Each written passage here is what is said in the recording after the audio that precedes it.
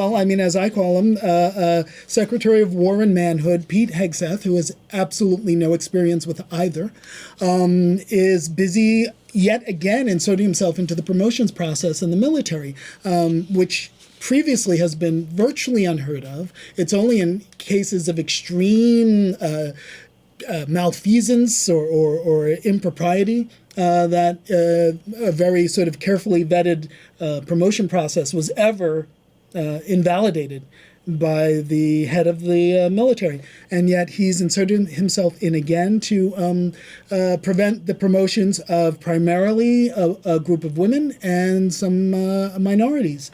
And with no accountability. None. No accountability, no explanation. And basically, he is decimating the ranks of the Admiralty. From women, there are for the first time zero. There are zero women admirals rising up in the ranks. And when asked about what these people have done wrong, that they would be removed from the promotion ranks by the New York Times, his response was, "The New York Times has a toxic obsession with race and identity." No, you're the one who has a toxic obsession with race and identity. It's incredible because the world is upside down with this crew. You know, it's like black is white, up is down, and you know they're saying in the name of DEI we are stopping these things. When what they're really doing is old school racial discrimination and sex discrimination. Completely, they're the ones who are practicing DEI, but from the point of view of white supremacy. Yep. And there they are. And then just on a minor footnote to all this, Ken Paxton, the gift that keeps on giving. Ken Paxton was in London on the 4th of July. He's running for the Senate from Texas, and he chooses the 4th of July to go to London with his mistress. Have a lovely time, kid. You know, you just got to laugh. Of all the places to pick. Oh, my God. It's like, we've fought a war to get our independence from them, and that's where you go.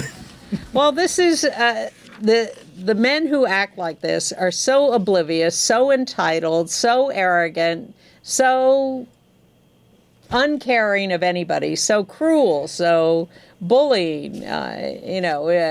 We know the list of his sins towards our community and everybody else. Yeah. All right, well, since we've now spent a major portion of the show on this, we should probably move on. All right, well, in good news, as it is, the Health and Human Services Department has backed down from its plan to make healthcare for trans youth inaccessible. Now, what they were going to do was they were going to say that any hospital that provides a gender-affirming care to trans youth would be completely cut off from all Medicare and Medicaid funds.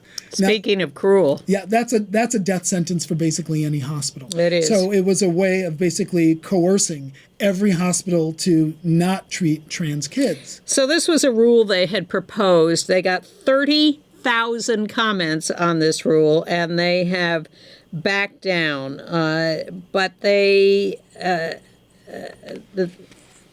The comments, and not only did the public comment, but the American Medical Association, the American Academy of Pediatrics, Children's Hospital Association, courts have ruled this inappropriate, but they backed down for the moment. The Department of Justice is continuing to pursue some of these hospitals as inappropriate. Well, and more importantly, Health and Human Services is continuing to pursue a rule that would provide Medicare funds from being used for gender-affirming care. Yeah. In other words, rather than saying, oh, we're not going to give you any of the Medicare money you're entitled to, they're going to say, well, you can't use it for this, the way they do with abortion. Yes. And so that's kind of what they're still pursuing. But you're right, there are other assaults going on from the Justice Department, which has been investigating use of puberty blockers as in somehow possibly a violation of federal law.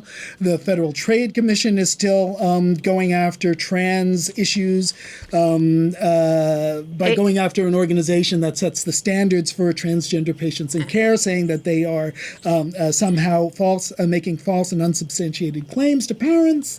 HHS now says it will support procreation but not contraception.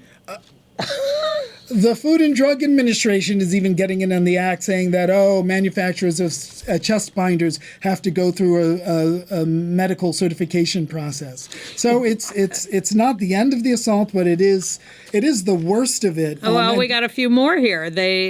Trump and his minions are continuing to attack the National Museum of American History, part of the Smithsonian, as too DEI focused. And one of their examples of this is that the museum has Billie Jean King's tennis dress from her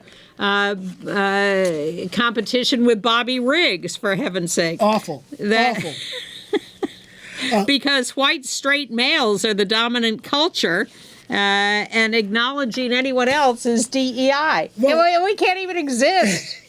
You may notice a pattern here, and in particularly with the threat that was made to withhold all Medicare and Medicaid funds if any hospital did any gender-affirming care for trans kids. It's the same tactic they used on the universities. We will withhold all funding for your university if you participate, if there's something we don't like. Exactly. And tell us about what's going on with the National Monuments and the Endangered Species Act and all of that.